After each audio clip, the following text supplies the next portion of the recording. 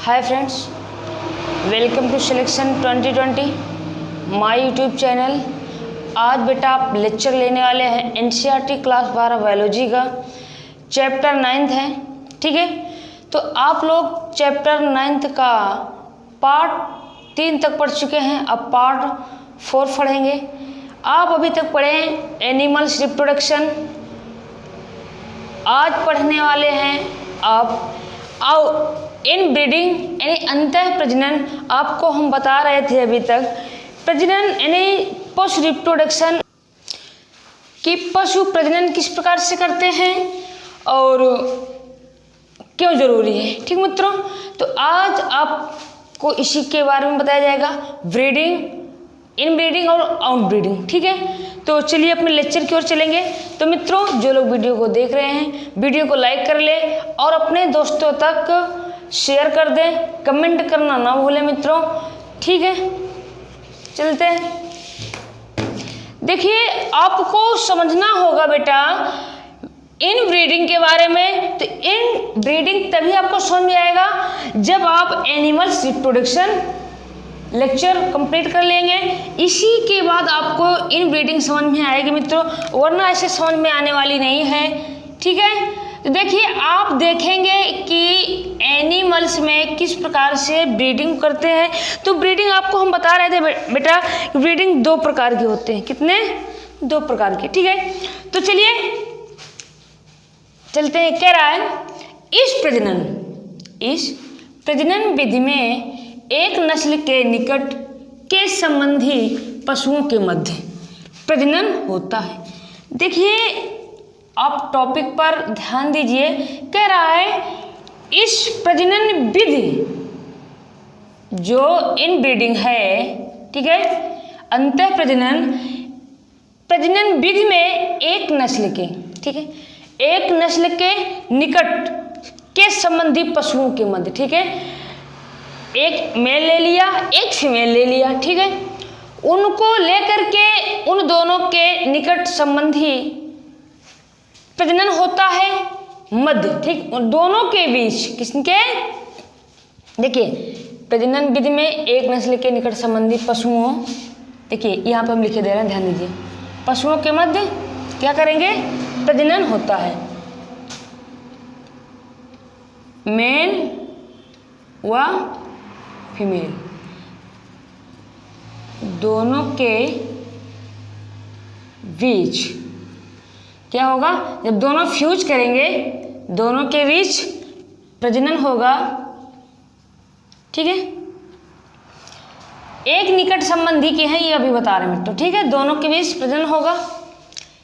कह रहा है यह प्रजनन 4 पीढ़ी से 6 पीढ़ी तक होता है। ठीक है, जो इन ब्रीडिंग होता है, ध्यान दीजिएगा, एक पीढ़ी मतलब यह प्रजनन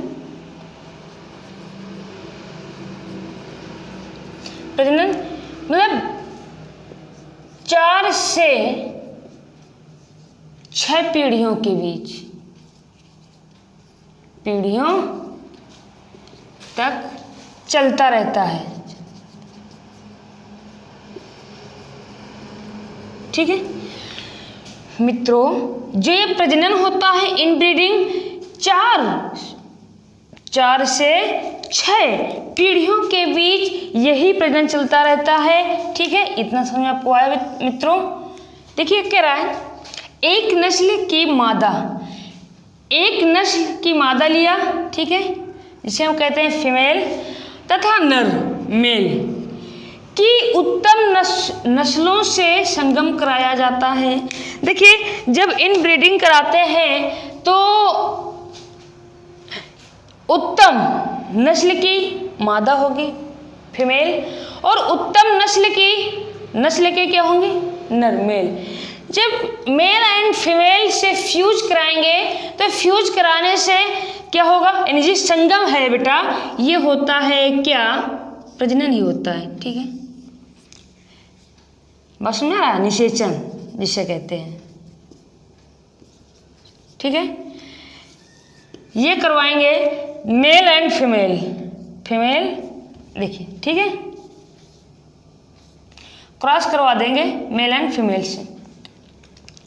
देखिए क्या है, किस प्रकार के मेल एंड फीमेल हैं, कैसे बेटा, उत्तम नस्ल के,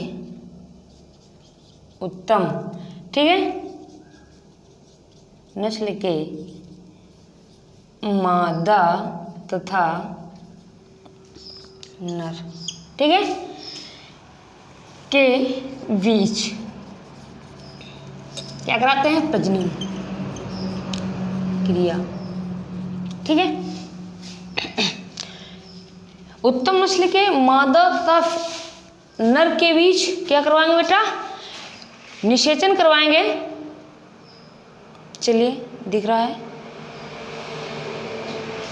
तो बेटा ये समझ में आपको आ गया कि किस प्रकार से ब्रीडिंग करवाते हैं, इन ब्रीडिंग यानी अंदर, ठीक है। जो जैसे कह दिया जाए मेल एंड फीमेल दोनों को लेते हैं, ठीक है, उत्तम नस्ल के, ठीक है, ध्यान दीजिएगा।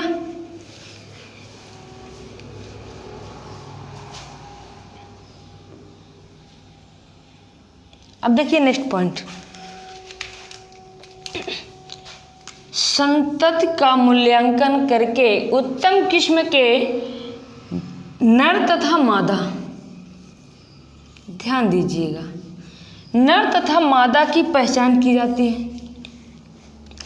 अब ध्यान दीजिएगा, अभी हम आपको बता रहे थे बेटा, जो मेल एंड फीमेल,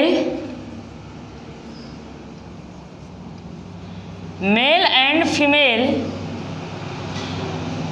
के बीच संगम कराया, क्या कराया, संगम, ठीक है। अब जो संगम कराना है किस क्वालिटी के होंगे, उच्च किस्म के, ठीक है, उच्च किस्म के, ठीक है।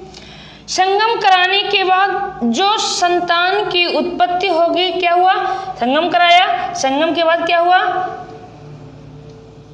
नए संतान की उत्पत्ति, ठीक है, नए संतान की उत्पत्ति होगी। अब इसमें जो नए संतान हुए हैं, इनकी हम पहचान कैसे करेंगे कि ये उत्तम किस्म के नर हैं या मादा, ठीक है। अब इनकी क्या करेंगे, हम पहचान करेंगे।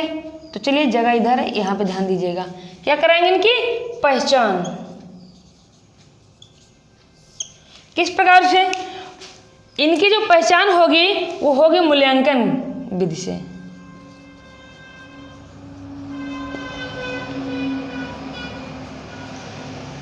विधि से, ठीक है। देखिए अभी हम आपको बताए थे कि पहचान किस प्रकार से होगी, ठीक है। तो आपको हम बताए थे, जब हमें कोई उत्तम यानी उच्च गुणवत्ता वाले एनिमल्स के बीच संगम कराना होता है, तो हम पहले 20 एनिमल्स लेते हैं, ठीक है। 20 एनिमल्स मेल होंगे और 20 क्या होंगे, फीमेल होंगे, ठीक है। इनमें से 5 निकाल लेंगे।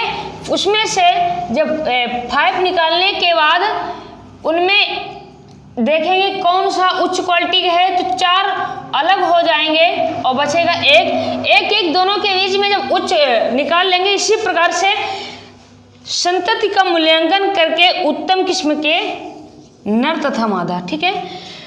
जब इनका मूल्यांकन करेंगे, मूल्यांकन करने के बाद हमें कुछ पृथक अलग दिखाई देंगे, ठीक है, पृथक्करण हो जाएंगे, करना होगा। तो जो उत्तम किस्म के होंगे वो नर मादा अलग होंगे। क्या, किस प्रकार के, उत्तम किस्म के नर तथा मादा, ठीक है, क्या कर लेंगे, अलग कर लेंगे।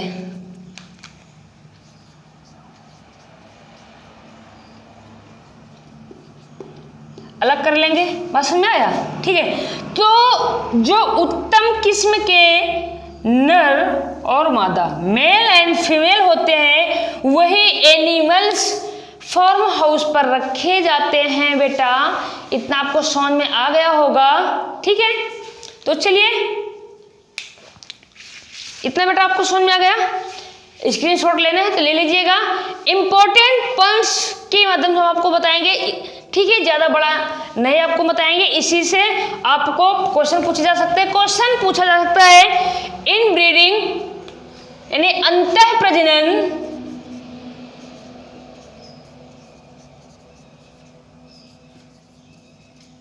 क्यों कराया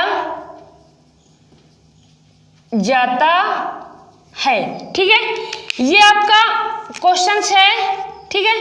तो क्यों कराया जाता है बेटा, क्यों कराया जाता है, ठीक है। अभी आपको इसमें समझाएं, अपने समान संतति उत्पन्न करने के। क्या, देखिए आंसर होगा आपका अपने समान क्या चलाएंगे, पीढ़ी, ठीक है। मतलब अपनी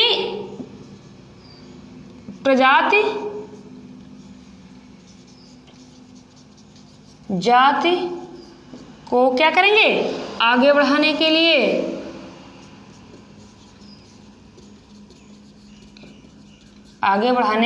ठीक है। दूसरा क्वेश्चन ये हो सकता है, देखिए अंतः प्रजनन इसी में है, ठीक है। दूसरा क्वेश्चन, अंतः प्रजनन